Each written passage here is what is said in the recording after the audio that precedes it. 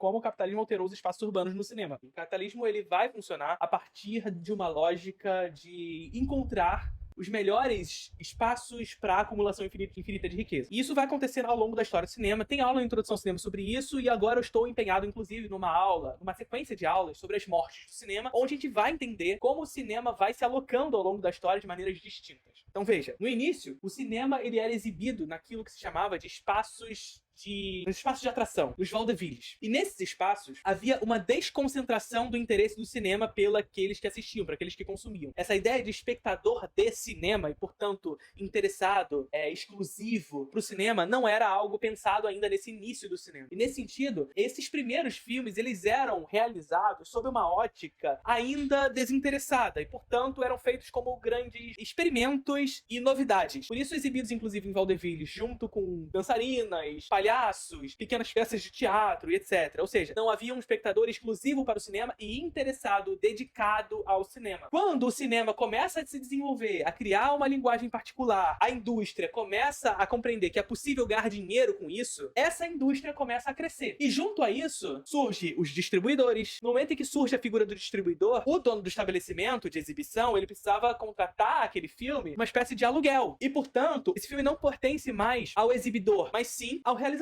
E por realizador aqui, a gente não tá falando do autor ainda, a gente tá falando do estúdio. Isso faz com que surja uma nova dinâmica de produção, mas também uma nova dinâmica de exibição. Ou seja, o cinema sai dos vaudevilles e passam a criar espaços dedicados ao cinema, que são os Nickelodeon, são os cinemas de bairro. É claro que esses Nickelodeons também teriam data marcada. Surgiriam os grandes palacetes de cinema. É o momento em que o cinema vai se elitizando, mais próximo da década de 20, onde o cinema começa a construir uma linguagem própria, os cinemas de vanguarda, a chegada do som. Com a chegada do som, uma tecnologia que passa a ser dominada por determinados grupos de patentes. Só que é caro se adequar à tecnologia do som. O que acontece com isso? Os Nickelodeons fecham. Não tem mais condição para esses Nickelodeons continuarem abertos porque eles não têm condição de manter. O que sobra? Os grandes palacetes, os grandes majors, ou seja, monopólio. Formam-se os monopólios de exibição e de produção. Tem aula sobre isso na introdução ao cinema. A morte do cinema mudo. Essa virada do cinema mudo pro cinema falado. Mas é claro que tudo não acaba por aí. Nós temos a virada do cinema de rua pro cinema de shopping. Por quê? Porque o shopping nada mais é do que uma centralização das atividades econômicas globais no local. O shopping é uma feira, mas é uma feira que concentra as atividades globais no local. E, portanto, nós temos uma nova dinâmica de consumo de cinema. Mais do que isso, uma concentração e uma extremação da lógica do cinema enquanto produto. E a sala do cinema passa a abarcar dentro de si, portanto, filmes cada vez mais produtificados.